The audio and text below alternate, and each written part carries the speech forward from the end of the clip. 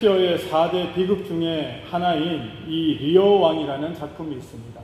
리어 왕이라는 이 작품의 주된 내용이 뭐냐 하면은 사람의 본질을 바로 보지 못한 이 리어 왕이 결국에는 파멸하고 만다라는 그러한 내용이다라고 말할 수 있습니다. 사람의 본질을 제대로 볼 수 있어야 되는데 이 리어 왕은 사람을 제대로 보지 못했다라는 겁니다. 그래서 왕이었음에도 불구하고 그가 비참한 결말을 맺고 말았다라는 겁니다. 나이든 리어 왕은 세 딸에게 영토를 나눠주기 전에 자신을 얼마나 사랑하는지 말로 표현해 보라라는 그러한 문제를 냈다고 합니다.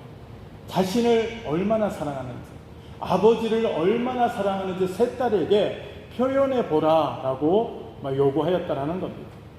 첫째와 둘째 딸은 온갖 감언이설과 과장된 아첨으로 왕의 귀를 즐겁게 했다고 합니다. 하지만은 막내딸은 이 막내딸인 코넬리아는 아버지를 진심으로 사랑하였지만은 그렇게 감언이설이나 과장된 아첨으로 하지 않았다라는 겁니다. 할 말이 없습니다. 저는 자식으로서 도리를 다해 아버지를 사랑할 뿐입니다. 라는 이러한 과장되지 않는 진실말을 이야기했다라고 합니다. 이 리어 왕은 코넬리아의 화려하지 않는 이 말솜씨에 분노하여서 그녀의 존재와 진심을 보지 못하고 그녀를 국외로 추방하며 유산 상속에서도 완전히 배제시켜 버렸다라는 겁니다. 여러분 한번 생각해 보시길 바랍니다. 우리가 좋은 말 듣기를 좋아합니까? 아니면 이 싫은 말 듣기를 좋아합니까? 우리는 좋은 말 듣기를 원해요. 우리에게 있어서 칭찬의 말을 듣기를 원하고 우리에게 있어서 아첨하는 말에 여러분 우리가 귀가 움직일 수밖에 없다라는 겁니다. 리어 왕도 마찬가지였다라는 겁니다. 두 딸의 첫째와 둘째 딸의 이 감언이설 그리고 과장된 아첨에 이 왕이 마음을 빼앗기고 말았다라는 겁니다. 거기에 비해서 이 칭찬이 좀 부족하였던 셋째 딸이었던 코넬리아의 이러한 진심 어린 이 말에는 왕이 반응하지 않았다는 겁니다. 반응하지 않은 것뿐만 아니라 그 딸을 이 유산 상속에서도 완전히 제외시켜버리고 국외로 추방하는 일까지 하게 되었다라는 겁니다. 결국 감언이설을 널어놓았던 이 첫째와 둘째 딸은 권력을 잡자마자 아버지를 차갑게 내쫓고 학대하고 말았다라는 겁니다. 리어 왕은 미쳐버린 채 광야를 헤매며 그제야 자신이 진짜 소중한 존재인 이 셋째 딸을 알아보지 못했다라는 것을 뼈저리게 후회하고 말았다라는 겁니다. 정말 아버지를 사랑했던 사람은 셋째 딸이었다라는 겁니다. 여러분 그런데 이 리어 왕은 첫째 딸과 둘째 딸의 감언이설에 빠져서 진심을 보지 못했다라는 겁니다. 여러분 말은 사람의 눈을 멀게도 할 수 있습니다. 사람의 마음을 잘못된 길로 인도할 수도 있다라는 것입니다. 가장 진실하고 든든한 동반자이자 구원자였던 막내딸의 존재를 눈앞에서 놓쳐버린 대가는 이 리어 왕 개인과 나라 전체의 참혹한 파멸을 맞고 말았다라는 것입니다. 사람을 어떤 시각으로 보느냐가 인생 성공의 중요한 비결이라는 사실을 여러분들은 깨달으시길 바랍니다. 여러분 어떤 사람을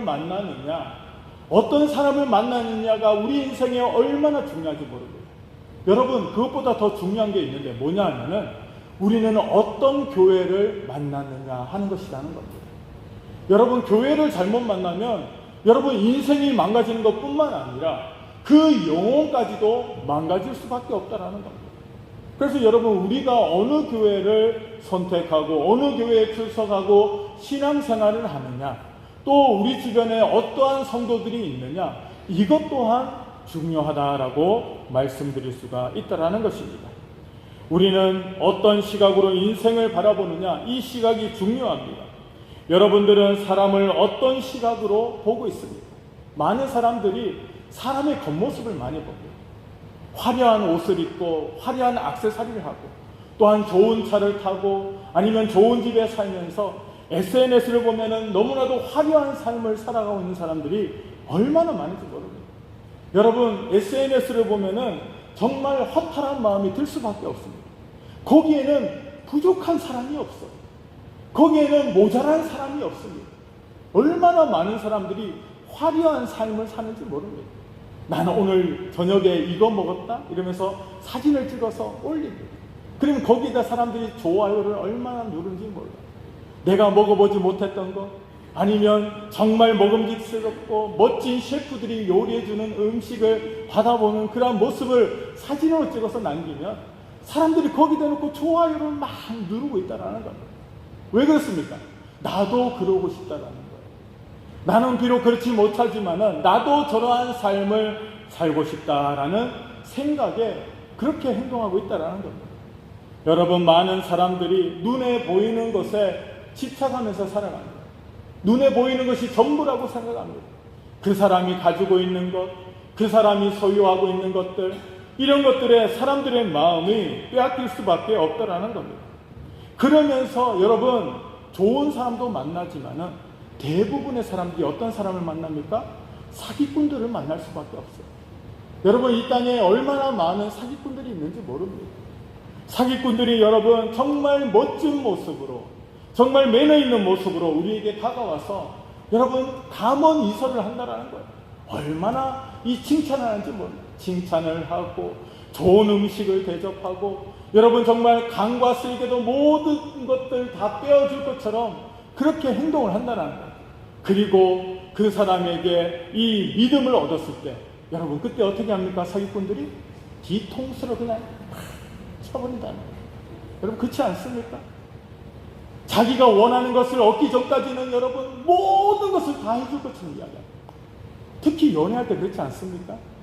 연애할 때 여러분 이런 모습들이 참 많아요. 그런데 결혼하고 나면 어떻게 됩니까? 바뀌는 사람들도 많다고 합니다. 여러분 저는 그렇지 않은 것 같습니다.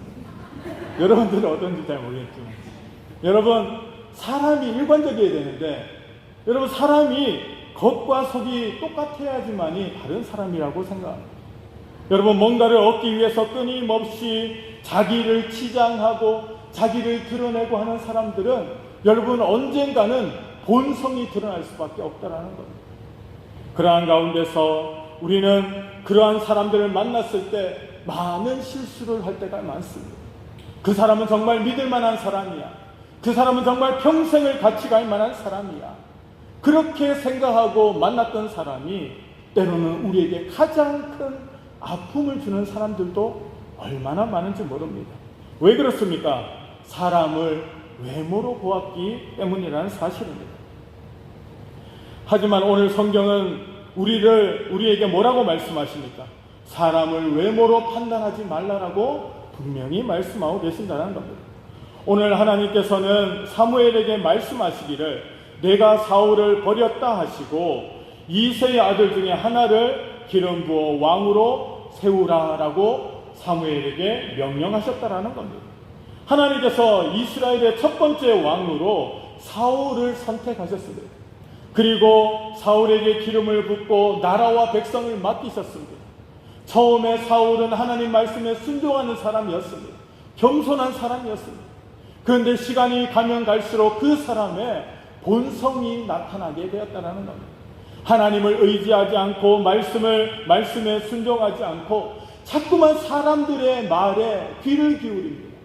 그리고 사람들의 시선에 그가 자꾸만 흔들리는 모습들이 나타나고 있다는 겁니다. 그래서 결국에 어떻게 됩니까?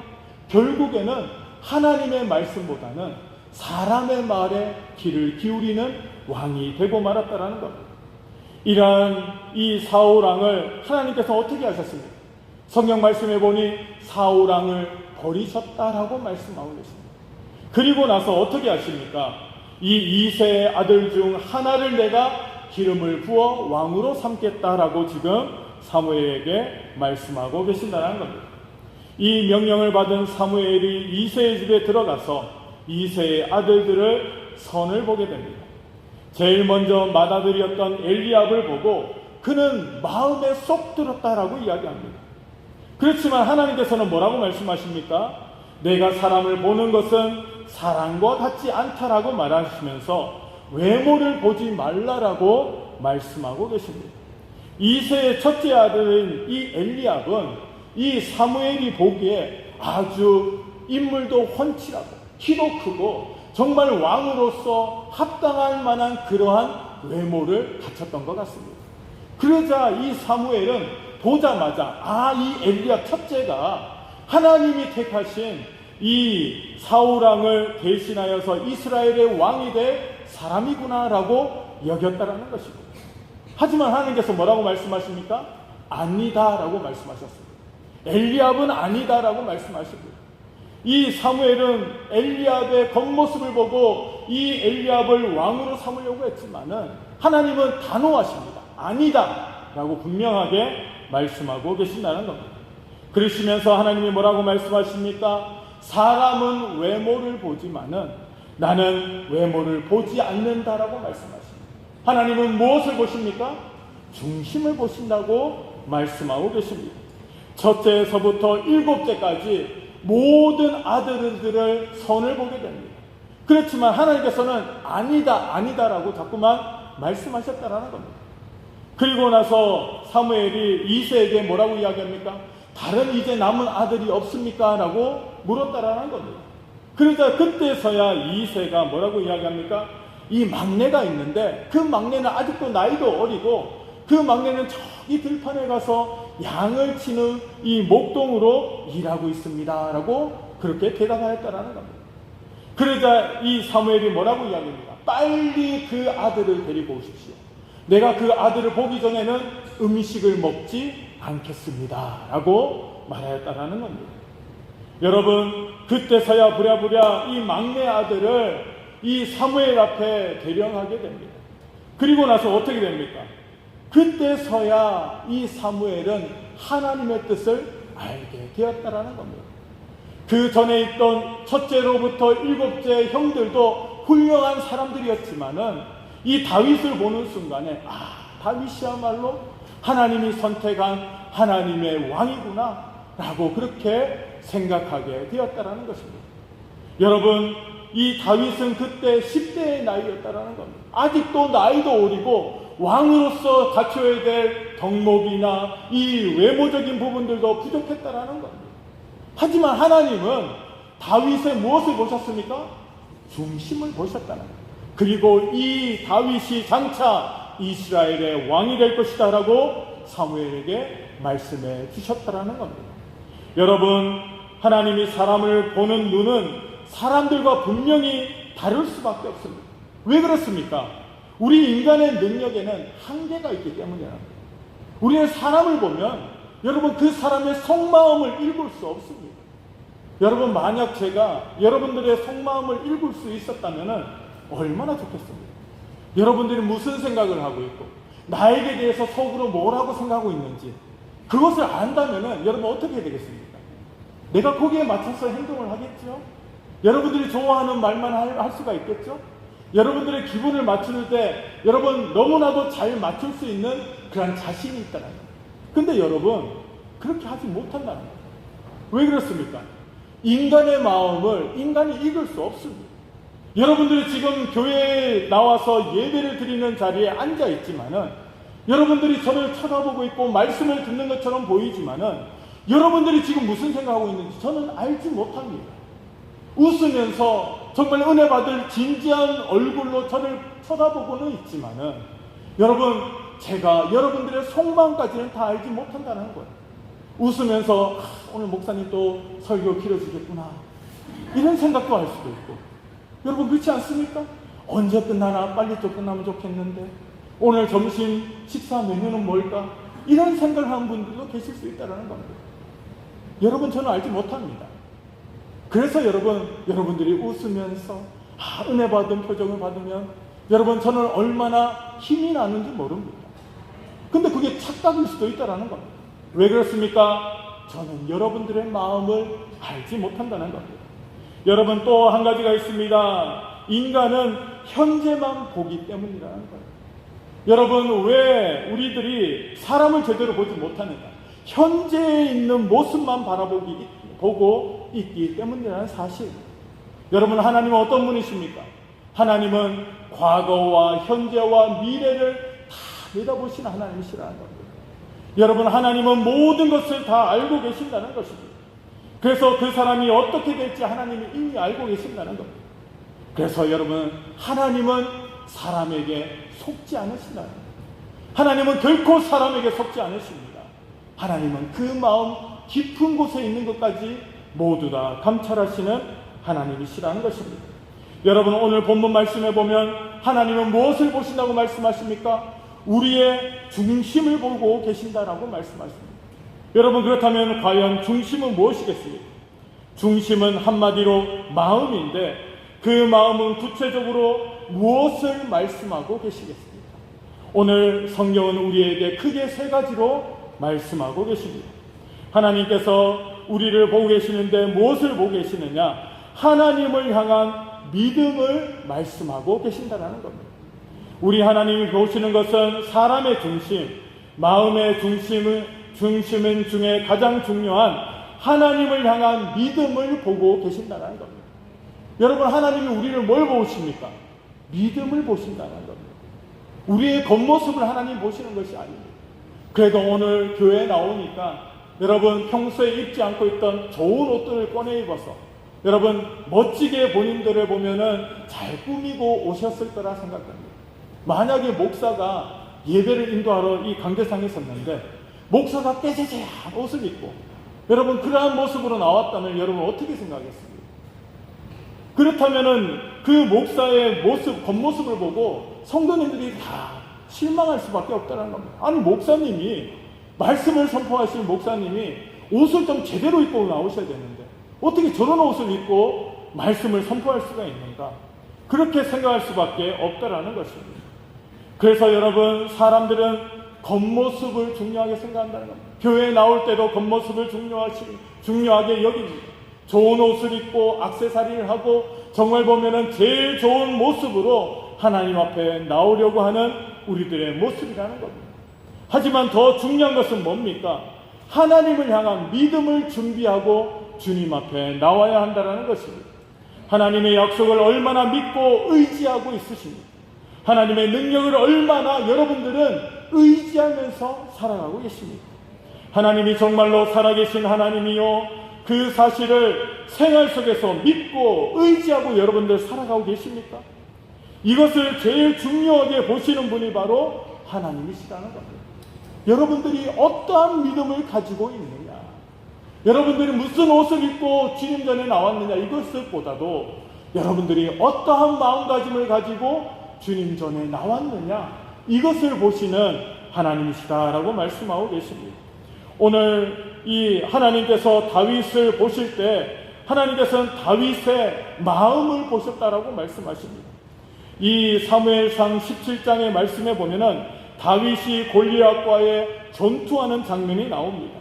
그런데 그 소년 다윗이 하는 말을 보면 정말 놀라운 믿음의 고백을 하고 있다는 것을 알 수 있습니다.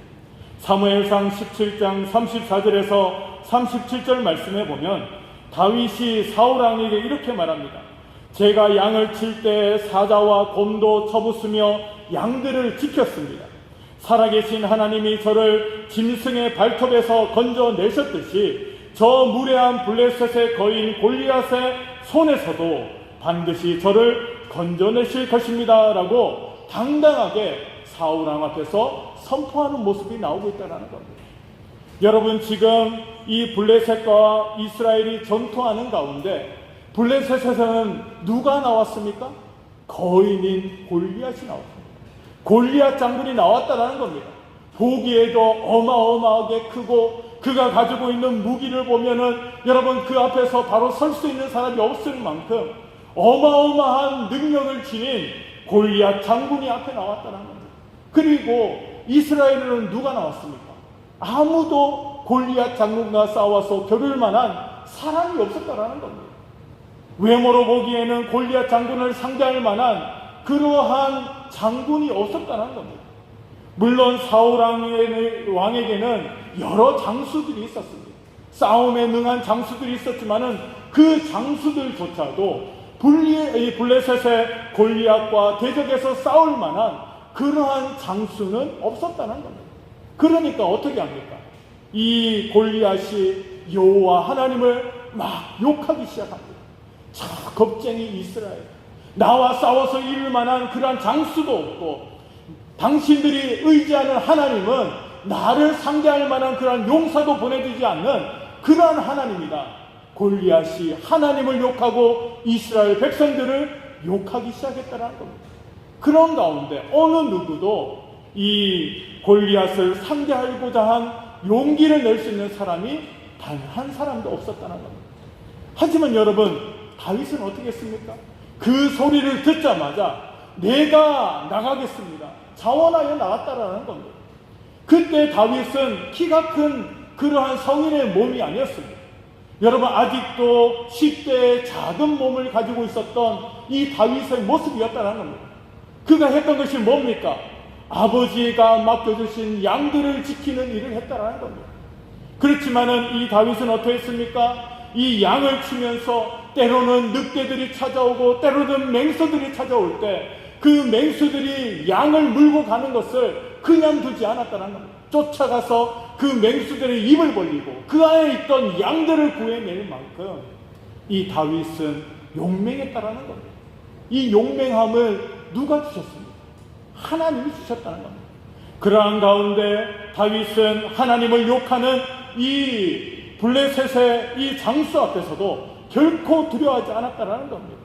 하나님께서 저 사람을 분명히 내 손에 붙이실 것이다라는 확신이 있었다라는 겁니다. 그래서 사무엘상 17장 45절 말씀에 보면 이렇게 말씀하십니다. 다윗이 블레셋 사람에게 이르되 너는 칼과 창과 단창으로 내게 나오거니와 나는 만군의 여호와의 이름 곧 내가 모독하는 이스라엘 군대의 하나님 여호와의 이름으로 내게 나아가노라 라고 부르짖고 있었다라는 겁니다. 이것이 바로 다윗의 믿음이라는 겁니다. 자기가 겉으로 보기에는 이 골리앗의 상대가 되지 않는다 할지라도 이 다윗은 믿음을 가지고 전진해 나가고 있다는 겁니다. 어디 감히 하나님의 이름을 욕하고 어디 하나님의 그 이름을, 거룩한 이름을 욕되게 하는 저 블레셋의 장군 골리앗을 내가 가만둘 수 없다. 그 마음속에 하나님을 향한 의로운 그러한 분노가 있었다는 겁니다. 어디 감히 하나님의 이름을 저렇게 욕할 수 있느냐. 내가 저 사람을 상대하겠다라는 그러한 믿음이 생겨나게 되었다는 겁니다. 여러분, 이러한 용기는, 이러한 믿음은 하루아침에 생기는 것이 아니라는 겁니다. 평소에 다윗이 어떻게 하나님을 생각하고 어떻게 하나님의 인도하심을 받았는가를 성경은 우리에게 말씀하고 계신다는 겁니다. 그래서 그 앞에 있는 적이 누구라 할지라도 다윗은 담대하게 나갈 수 있었다는 겁니다. 평소에 양을 치면서 겪었던 하나님의 인도하심과 보호하심을 그는 몸소 체험했기 때문에 결코 두렵지 않았다라는 사실입니다. 사랑하는 성도 여러분, 다윗은 준비된 사람이었다는 겁니다. 다윗은 준비된 사람이었고 하나님 마음에 합한 사람이었다는 겁니다. 그러니까 하나님께서 다윗을 그 7명의 형들보다 그 다윗을 더 사랑하셨고 그 다윗에게 기름 부어 이스라엘의 왕으로 삼으셨다는 겁니다. 사랑하는 성도 여러분, 우리 가운데서 이러한 믿음이 있어야 될 줄로 믿습니다. 이러한 믿음은 여러분 하루아침에 생겨나는 것이 아니라는 겁니다. 끊임없이 우리는 하나님 앞에서 훈련받아야 될 줄로 믿습니다.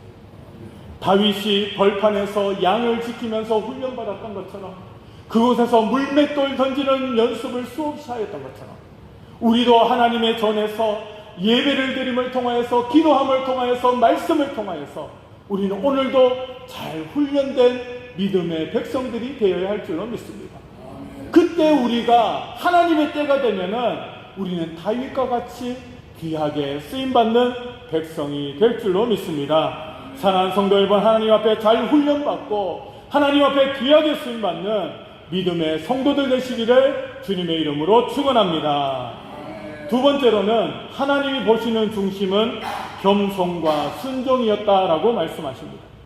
하나님이 우리에게 찾으시는 중심은 겸손과 순종입니다. 이것도 하나님이 매우 귀하게 여기시는 마음이다라고 성경은 말씀하십니다. 왜냐하면 겸손치 못하면 쓰시기에 어렵기 때문이다 라고 말씀하십니다. 겸손치 못하면 하나님이 그를 연단시켜 쓰시겠다라고 말씀하십니다. 그 연단과 훈련이 때로는 40년이 걸릴 수도 있고 80년이 걸릴 수도 있습니다.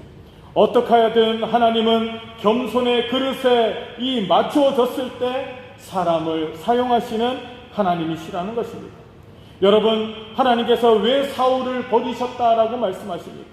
처음 사울이 왕이 될 때 그는 겸손한 사람이었지만은 그는 곧 교만하게 변하고 말았다라는 겁니다. 겸손할 때는 하나님 앞에 쓰임받았지만은 교만할 때 사울왕은 하나님 앞에 버림받고 말았다라는 겁니다. 여러분, 반면에 오늘 본문의 주인공인 다윗은 어떻습니까? 다윗도 실수할 때가 있었다는 겁니다. 범죄할 때도 있었다는 겁니다. 사람을 죽이도록 사람을 이용할 때도 있었다는 겁니다. 남편이 있는 아내를 취하는 그러한 파렴치한 범죄를 저질러 때도 있었다는 겁니다. 여러분, 그렇지만은 여러분, 다윗은 어땠습니까?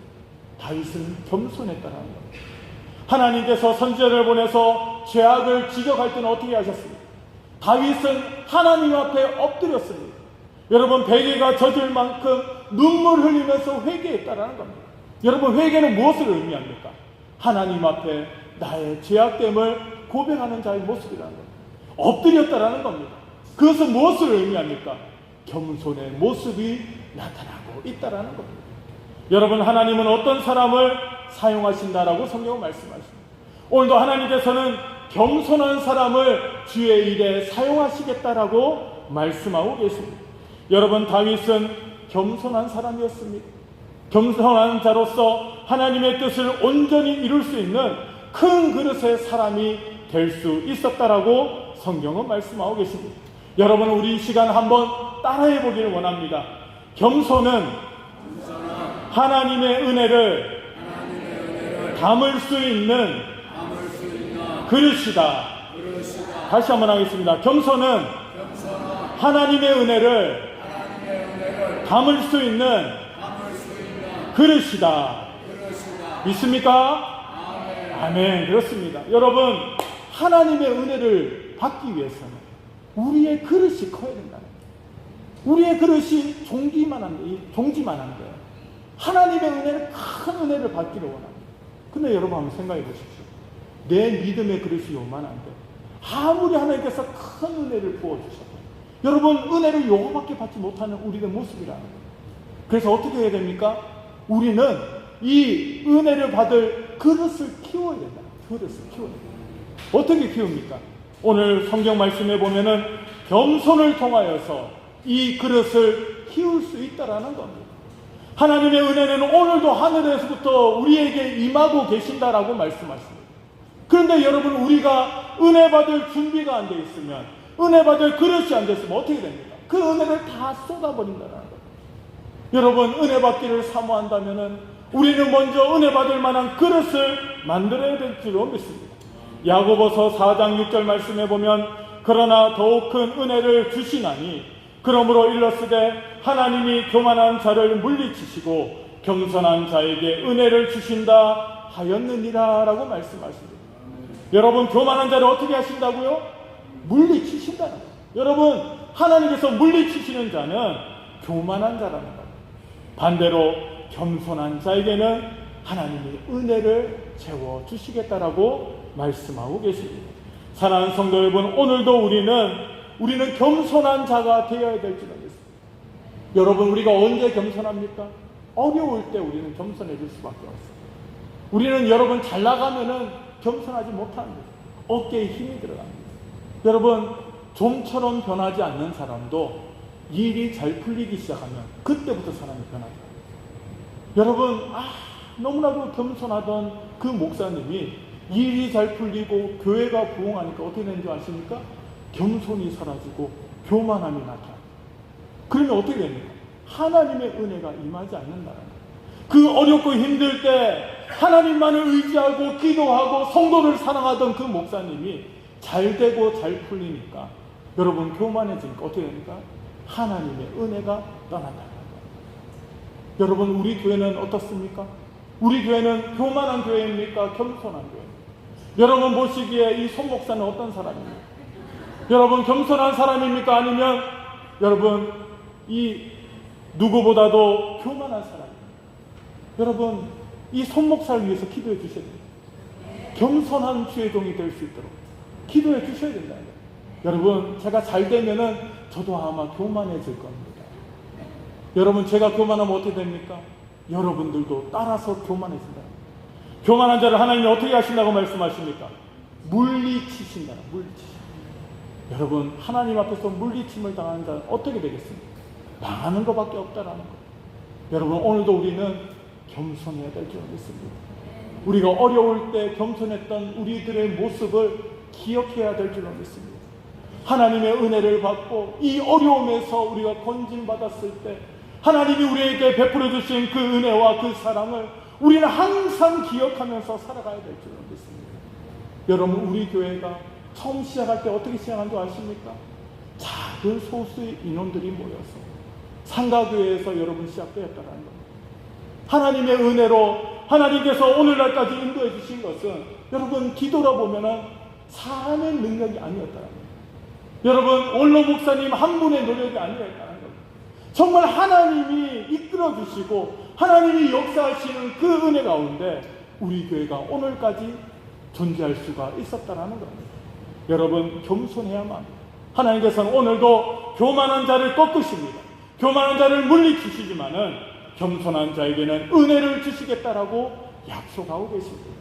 사랑하는 성도 여러분, 오늘도 우리는 기도해야 될 줄로 믿습니다.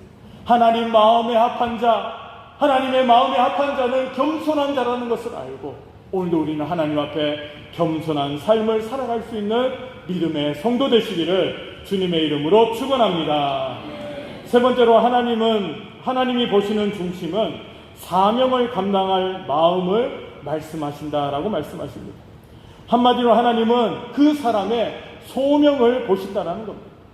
하나님은 우리에게 일을 맡기실 때 그 일을 얼마나 성실하게, 얼마나 확실하게 감당할 수 있는가, 이것을 보신다는 겁니다. 여러분 사람들에게 일을 맡겨보면 정말 성실하게 일하시는 분이 계십니다. 사람들이 알아주건 알아주지 않건가 정말 보면은 낮은 모습으로 가장 어려운 일에 충성을 다하시는 분들이 계신다는 겁니다. 그런 분들은 불평이 없습니다. 불평이 없으시더라고요. 다른 사람이 알아주던, 다른 사람이 칭찬하건 칭찬을 하지 않건 간에 여러분 불평하지 않고 끝까지 맡은 바 사명을 잘 감당하는 사람, 이런 사람이 어떤 분입니까? 본인에게 주어진 소명이 무엇인지 아는 사람이라는 겁니다. 적당함이라는 것이 없습니다. 주의 일을 함에 있어서 여러분 우리는 적당히 해서 될 일이 아니라는 거예요. 하나님 앞에 헌신하는 것 적당히 해서는 안 됩니다. 하나님 앞에 봉사하는 것 적당히 해서는 안 될 줄로 믿습니다. 왜 그렇습니까? 하나님이 우리에게 모든 것을 주셨기 때문이야. 하나님이 우리에게 베풀으신 은혜와 우리의 헌신을 비교하면 여러분 비교가 되겠습니까? 되지 않는다는 거예요. 하나님이 원하시는 것은 오늘도 우리의 전부를 원하신다고 말씀하십니다. 왜 그렇습니까? 하나님이 우리에게 전부를 주셨기 때문이라는 겁니다. 그 사랑하는 아들 예수 그리스도를 우리에게 주심을 통하여서 세상의 그 어떤 것들보다 비교할 수 없는 구원의 은혜를 우리에게 주셨다라는 겁니다. 그 하나님에게 우리는 어떻게 해야 되겠습니까? 우리도 우리의 전부를 드려야 할 줄로 믿습니다. 그래서 여러분 적당히 신앙생활하면 되겠지, 적당히 믿음 생활하면 되겠지. 여러분 천만의 말씀, 우리는 정말 우리의 모든 것을 바쳐서 하나님의 말씀에 순종해야 될 줄로 믿습니다. 날 구원해 주신 그 하나님의 은혜에 감사하고 오늘도 우리에게 주어진 사명을 감당하는 삶을 살아가야 될 줄로 믿습니다. 하나님 앞에 적당이라는 것은 있을 수가 없기 때문이라는 것입니다. 하나님의 아들을 우리에게 보내주셨던 것처럼 우리도 우리에게 주어진 사명을 여러분 정말 최선을 다하여서 감당할 수 있는 성도들이 되어야 될 줄로 믿습니다. 오늘 다윗은 무엇하고 있었습니까? 그 형들이 모두 다 사무엘을 만나러 갔을 때 이 막내였던 이 다윗은 무슨 일을 하고 있었습니까? 아버지가 시킨 양을 치는 일을 묵묵히 하고 있었다는 겁니다. 여러분 그 다윗도 소식을 들었을 거예요. 하지만은 다윗은 가지 않았습니다. 그런 가운데 자기의 일을 묵묵히 행할 때 하나님 앞에서 큰 기회를 얻었던 다윗의 모습이었다는 겁니다. 사랑하는 성도 여러분, 우리도 마찬가지입니다. 우리도 하나님 앞에서 우리에게 주어진 사명들을 잘 감당하고 있을 때 하나님께서는 우리에게 놀라운 기회를 주시는 줄로 믿습니다. 하나님은 그러한 사람을 하나님의 일에 귀하게 쓰임받게 하신다는 겁니다.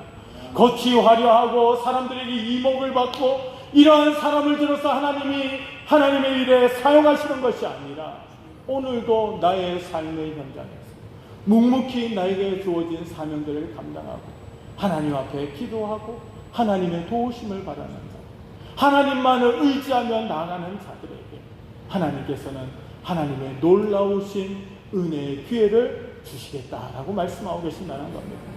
이처럼 하나님은 우리를 외모로 보시는 하나님이 아니십니다. 하나님은 오늘도 우리의 중심을 보시겠다고 말씀하십니다. 우리의 믿음을 보시고 우리의 겸손을 보시고 우리의 사명을 감당하는 모습을 보시겠다라고 말씀하십니다.